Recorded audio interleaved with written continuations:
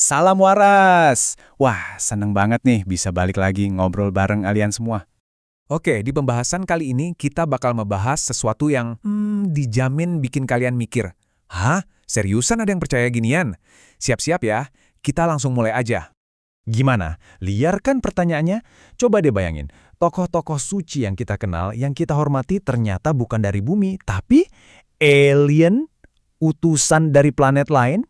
Dengar-dengar sih kayak plot film sains ya, tapi jangan salah, buat sekelompok orang ini tuh bukan fiksi, tapi kebenaran spiritual yang mereka pegang teguh. Nah, kelompok yang percaya sama hal ini namanya Aetherius Society.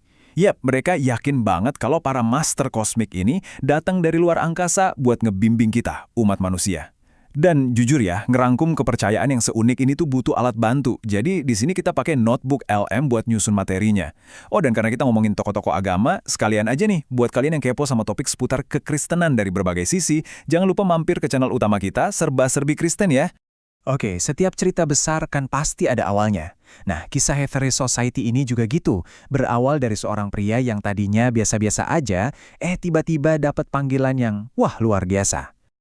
Oke, kita lihat timelinenya ya. George King ini lahir tahun 1919.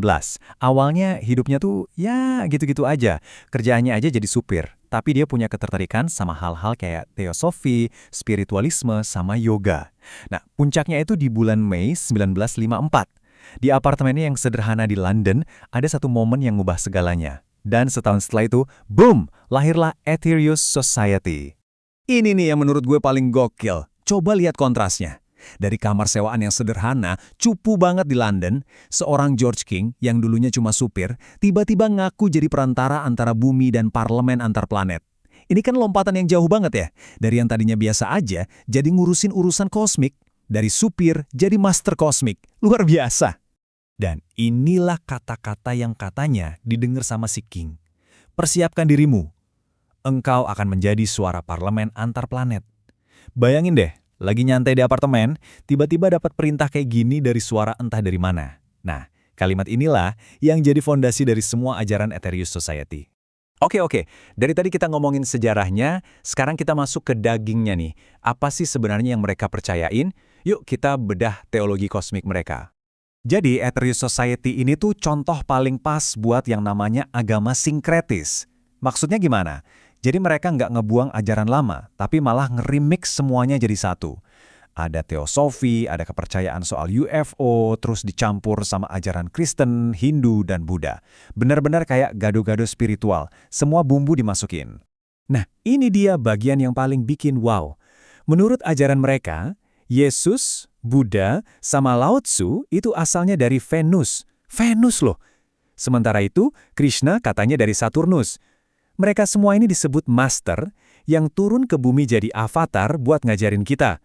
Jadi intinya, semua agama besar itu sumbernya ya dari luar angkasa juga. Dan kepercayaannya nggak berhenti di situ. Mereka juga percaya karma dan reinkarnasi. Bahkan planet bumi ini dianggap makhluk hidup yang super canggih. Nah, yang lebih seru lagi, ada semacam perang spiritual di luar sana.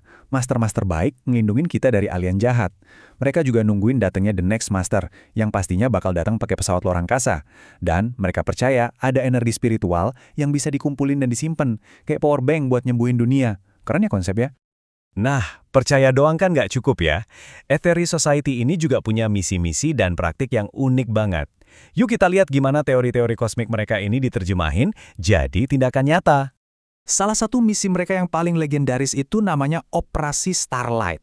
Gini cara kerjanya, kayak misi rahasia gitu.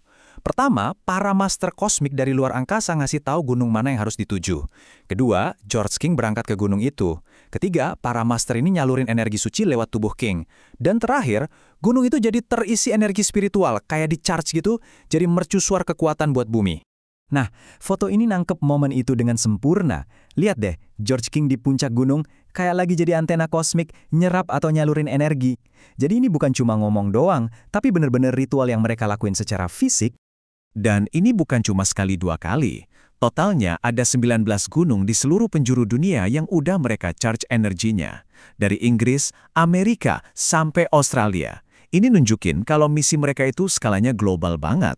Nggak cuma gunung, sumber power bank spiritual mereka ada lagi, yaitu di luar angkasa. mereka itu berdoa ke satelit nomor 3, katanya sih ini pesawat luar angkasa yang nggak kelihatan, yang orbit di atas kita, dan terus-terusan mancarin energi baik buat bumi. Yah, tentu aja, dengan klaim-klaim yang segede ini pasti banyak yang nanya dan ngeraguin. Nah, sesuai semangat salam waras, kita harus lihat dari dua sisi. Mari kita bandingin klaim kosmik mereka dengan realita yang ada di bumi. Di satu sisi, pengikutnya ngasih banyak banget gelar buat George King. Ada Dokter, Master Yoga, bahkan Uskup Agung. Keren banget kan kedengerannya? Tapi, di sisi lain, hasil investigasi dari luar nemuin beberapa kejanggalan. Gelar dokternya katanya dari universitas abal-abal. Gelar kebangsawanannya pernah dicabut, dan dia juga pernah dites tapi nggak bisa ngomong bahasa Prancis atau Norwegia, padahal ngakunya nguasain semua bahasa. Nah ini kan jadi perbandingan yang menarik ya. Tapi anehnya, justru George King sendiri pernah ngomong gini. Dia kayak nantangin kita buat pakai logika kita sendiri buat nilai ajarannya. Ini yang bikin sosoknya jadi kompleks. Apakah ini tanda dia benar-benar percaya diri? Atau ini cuma strategi yang pinter banget? Kalian yang nilai sendiri. Tapi ya, mau ada kontroversi apapun, faktanya Aetherius Society ini masih ada sampai sekarang. Ini nih markas besar mereka di Los Angeles hari ini. Udah puluhan tahun sejak pendirinya meninggal, tapi gerakannya masih jalan terus. Ini bukti kalau ide-ide King itu punya daya tarik yang luar biasa kuat buat pengikutnya. Jadi ujung-ujungnya mungkin bukan soal benar atau salah, nabi atau penipu. Mungkin kita nggak akan pernah dapat jawaban pastinya, tapi keberadaan kelompok kayak Aetherius Society ini justru ngasih kita pertanyaan yang lebih dalam lagi tentang diri kita sendiri. Kenapa sih kita sebagai manusia kok dari dulu sampai sekarang seneng banget ngelihat ke bintang-bintang buat nyari jawaban? Nah, itu dia pembahasan kita tentang Aetherius Society dan para master kosmik mereka. Semoga nama perspektif baru buat kalian semua ya. Makasih banyak udah nyimak sampai akhir. Kalau kalian suka pembahasan aneh tapi seru kayak gini, jangan lupa ya dukung channel ini dengan cara subscribe, like, komen, dan share. Oke deh, sampai ketemu lagi di pembahasan berikutnya. Dan seperti biasa, jangan pernah berhenti bertanya, dan salam waras!